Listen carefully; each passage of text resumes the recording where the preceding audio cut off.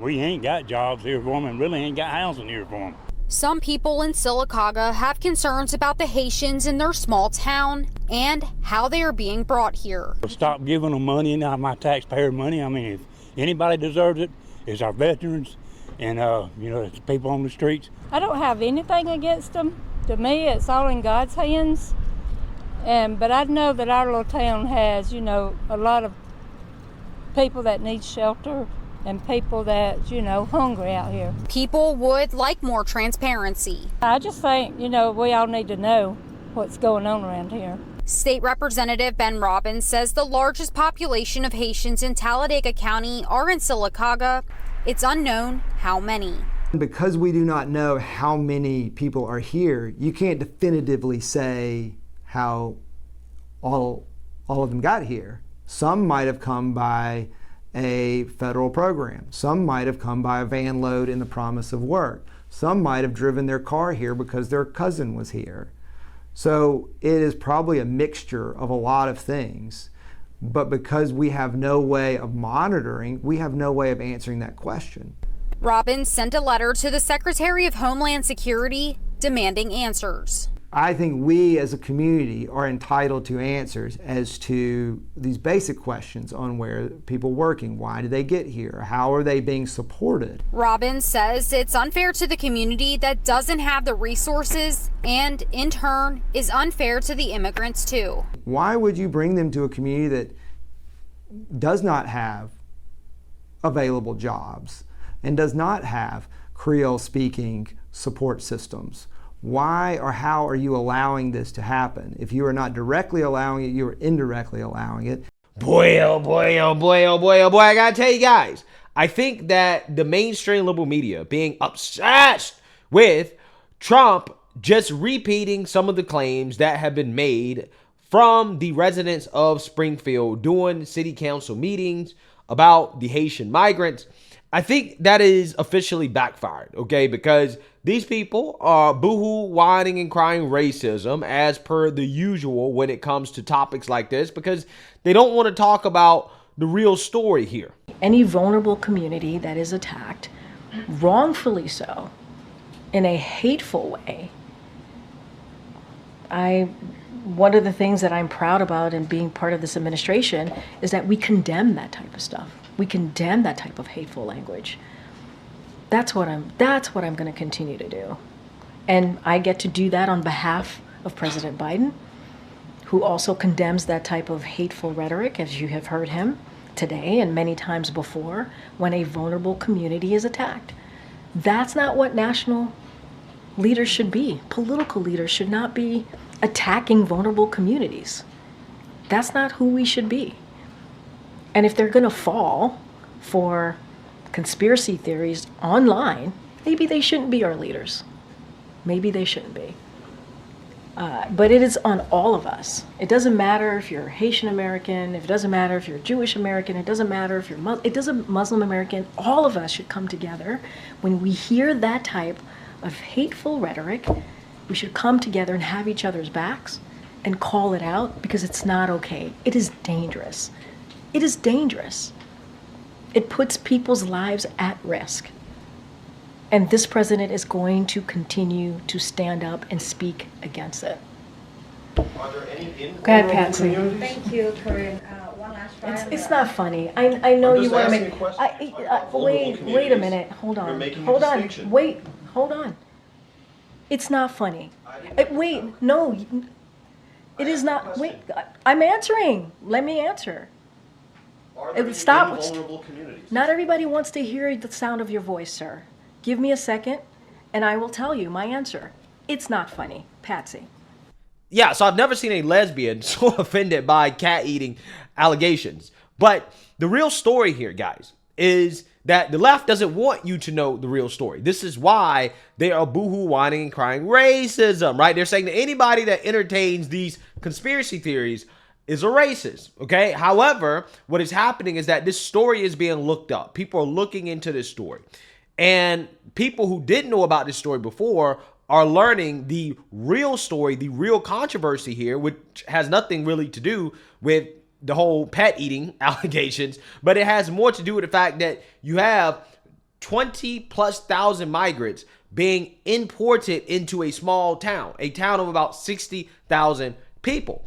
And Springfield is not the only place this is happening. This is actually happening all over the country, where you have Haitians and other migrants being imported into small towns. Even small towns out in rural Alabama, small towns like Sylacauga, where you had the residents of this town be kicked out of a city council meeting because they said, hey, we got a problem with these Haitian migrants coming into our town, being imported here, probably using federal tax dollars.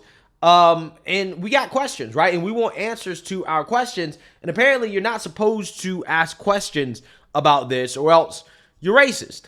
If you're here stimulating our economy, thank you. That's how I feel about it. And if people aren't breaking the law, they're not causing any problems, I don't see what the issue is. And that's just how I feel. I can only say how I feel. I have to say the attitude of the council with reference to this is entirely unacceptable. Do we know where the individuals we're discussing are coming from? Where their point of origin is?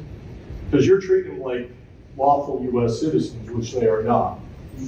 Okay, so I'm going to cut it off because we've had 3 people to come up. I'm going to cut it off because we have no reason, again, we have no reason to launch an investigation or to treat people differently because of how they look. There's no reason for it. Who said that? Well, that's just what I'm saying. I just said that. Tiffany just said that. Okay, so I didn't say that. But I said it. But there's no reason for us to discuss this any further. These individuals came from Haiti. Or valid concerns that we need to How are address. valid concerns, Laura? People come here all the time. We These visit people came here Birmingham. from We Haiti. visit other. Haiti is a failed state. We Their visit president everywhere. was assassinated in 2021. There We're is done. no way the State Department can We're- vet these We're individuals. done, and I'm going to access him this. out. Please let him talk. You had to shut shut up I and was let very people specific. Okay, I'm going to ask all of you to leave. Yeah, so you seen that, you heard that, okay? This is happening all over the country, okay? And these residents were kicked out for simply asking questions, okay? Like, where are they coming from? Why are they here? Why do we have to take them in? Have they been vetted, right? I mean, these are reasonable questions that have absolutely nothing to do with racism, but the reaction to it from the left is just a boohoo whine and cry racism because they don't want people to talk about it. They're trying to silence people with the accusations of racism. But I really think that is backfiring because stories like this are now going viral, showing that, hey, yeah, this is a problem. This is not something that average, normal, everyday Americans are going to be okay with, which are migrants being imported into their towns, right? This is something that can cause a massive backlash, especially when you talk about voting against Democrats who are allowing this and they are funding this. So with that being said, I want to play this interview on Fox News featuring some of these Alabama residents from Sylacauga discussing what happened at the city council meeting and what is happening in their town. So without further ado, let's get into it. An Alabama city council meeting was shut down after residents voiced their concerns over a recent influx of Haitian migrants.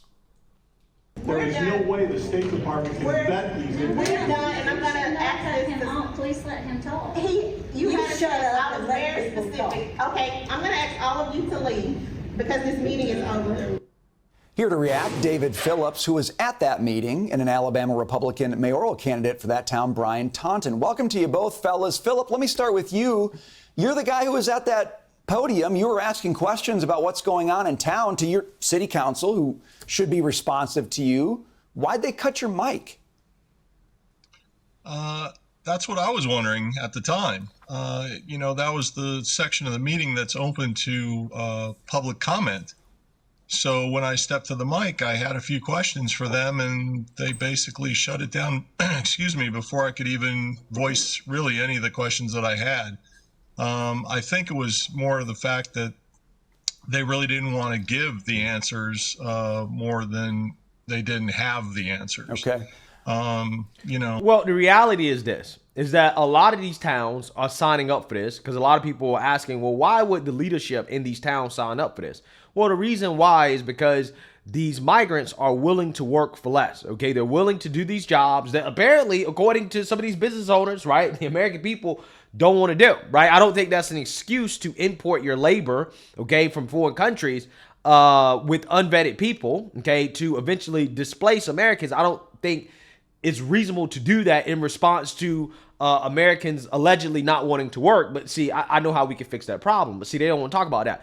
Once you start cutting these social safety nets, and then you can get people to work, right? But that's something that people don't really want to talk about. But regardless, what I'm saying is this, is that this is definitely happening in partnership with the politicians and the businesses, right? Some of these big factories, okay, these farms, they need manual labor, right? And the migrants are basically willing to work for less than the American people will work for, okay? And they're going to come over and they're going to do these jobs. And these business owners don't give a damn about the long-term consequences or effects of importing thousands of these individuals into these towns to do work. They don't care about that. All they care about is their bottom line, right? They want labor that is as cheap as possible, okay? And the politicians who are bought and sold by a lot of these individuals, these businesses, they capitulate, right? They're going to go along with it because that's what they're being paid to do, okay? That's how politics works for the most part. So this is why when you are a resident, okay, you may vote, but you don't have a voice because your vote really doesn't mean anything when politicians can be bought. So that's what you really have going on here, right? The reason why we have a mass influx of illegal immigrants and the federal government is allowing it is because it is in the interest of these big mega corporations who want that cheap labor. And don't get it twisted. This is just not a Democrat thing. It's mainly a Democrat thing. But Republicans, low key, don't want to do anything about it either because they're also bought and sold by big business, right? I want you guys to understand because it's never going to be fixed unless you realize that both parties are in on it, okay? Democrats definitely are pro-open borders for a whole lot of reasons. Republicans less so, but they're willing to tolerate it because of the benefits for business. I want you guys to listen to the mayor of this city, Jim Hegel, talk about this influx of migrants. Listen to him. These people have work visas. They're here for a year or 2 or 5 or whatever, and we're working these people doing these jobs that we can't find anybody else to handle. You know, that's they just need to come out and let us know if that's really happening. Mayor, I haven't asked you this about the meeting last Thursday night that went viral with what all happened there.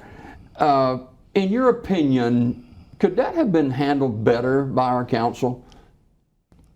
Personally, the ground rules were set. I didn't see the meeting on the media, how they presented it. I don't know what part but she set ground rules when she opened up the meeting. But you were there at that meeting. Oh, yes. And the president of the council set ground rules. Now, we got several groups in here. I'd like to have one person from each group come up and speak to us who represent the other groups. Well, that's the way it started off. And then next thing you know, it just got louder and louder. And I guess you just got frustrated and it's time to shut it down. But I wouldn't answer anybody. They could ask me questions. I'm sorry, I'm just here to let you express your opinion. I just sit back and let them express their opinion. But, I mean, some are asking questions that you don't know the answer to. And they were told ahead of time we didn't know. But it wasn't suitable and it wasn't acceptable. They wanted some information we could not give them because we did not have the facts. Do we have any idea how many Haitians are in our community? In our area, there's just a handful. Okay. You got some Nicaraguans in the area, and I don't know where they're at. I was told that they are here. They're doing some kind of agricultural work around here somewhere. Mm-hmm. I don't know who's got farms and all big enough to handle this or where they're preparing land. I don't know what they're doing.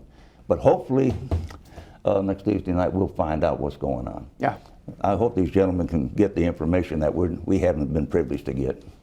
Yeah, so that is the Republican mayor of Sylacauga basically saying, well, I don't really know what's going on, but apparently they're here to work, okay? And that's what's happening. You have the government shipping these migrants to places where you have these businesses that say, hey, we want to take in the migrants, okay? We want them to work, okay? We need somebody to pick our cotton, okay? And that's what's happening, right? And because of that, they're being shipped off to these small towns, and they are causing some issues in some of the communities that they are being placed in, right? That's the reality of the situation. So people got to understand why these small towns. Well, it's because of business reasons.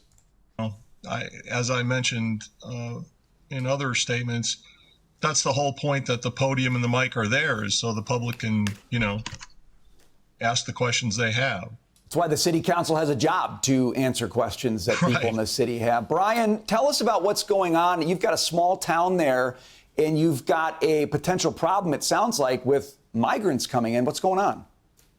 Well, we do have a problem, but first I'd like to say thank you for having us here this morning to discuss this. But the problem is much bigger than we are. We're a small town of 12,000 people.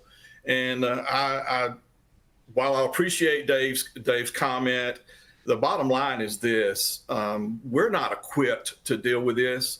Our city council and small town governments across the U.S. are not equipped to deal with this problem.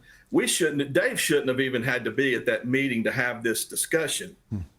Our city council is not prepared to have this kind of discussion. We've all been caught flat-footed on this. And bottom line is, this falls back on a failed immigration policy of the Biden-Harris administration and the failures of Alejandro Mayorkas and Homeland Security. We should not be dealing with these issues, but we're being forced to, and we simply do not have the infrastructure to support them. Right. And this is what Dave and others in our city are afraid of. These people have not been properly vetted, and they very well, I believe they are wonderful people, but many have been simply recruited into the United States by outside sources, and that comes with some major issues. But like I said, we look at what's happening in America, and we don't have the resources. We're already stretched out as a small community. Yeah, and you're asking questions that anyone would ask in their town. Things have changed. Yes. Why have they changed? Are we safe? What are you doing about it, City Council? Do you think you're right? It's probably much more of a national issue than it is that particular City Council in your town in Alabama. We got to leave it there. Brian and David, thanks for being with us. Good to see you. Thank you. Thank you. And yeah, I mean, it's definitely a national issue, okay? And it's an issue that's going to get worse if Kamala Harris is elected president, okay? I want people to understand, this is what you're signing up for if we elect Kamala Harris as president. If we continue to allow Democrats to have power and control, your small town is not exempt. Your suburb is not exempt. So all these suburban women want to vote based off of abortion. I got to save more abortions. Okay, well, hey, you better be happy living with illegals, okay? You better be happy living with Haitians and Venezuelans and all these other people they're letting into this country. Okay, you better get used to it, okay? Because that is what is at stake in this election. People got to understand, Democrats are radically trying to change this country. And one of the main ways they're doing it is through illegal immigration. They're letting in everybody, right? Everybody into the country, okay? Open borders under Kamala Harris and Joe Biden. And you're seeing the consequences of it. Now, here's the thing. Because the mainstream liberal media and the Democrats have been boohoo whining, crying racism and kicking and screaming and crying about the whole dogs and cats thing, that has brought attention to how serious of a problem we have in this country with illegal immigration. Now, in this case right here, technically, I guess they're legal immigrants, okay? They're here legally. Although we know that they basically took advantage of the asylum seeking process and they were let in, and now they have work visas and stuff like that, work authorization permits and stuff like that. Yeah, they can work, okay? And, I just hope that this is a wake-up call to the agenda of the Democrat Party, what has happened to this country, what they're trying to do to this country, because you have people that want to go and vote for the silliest reasons. But the real reasons, okay, that people need to vote against Democrats, you should not vote for Democrats, is right there in your face. Look at the economy. Look at illegal immigration. Okay, look how they're trying to change this country. Look at crime. Look at what's happening on the world stage. We cannot afford another 4 years of this. We can't do it. So I'm hoping this is a wake-up call. I really am. But hey, let me know what you guys think. Make sure you like, comment, and subscribe. Most importantly, share a Black conservative perspective. Peace.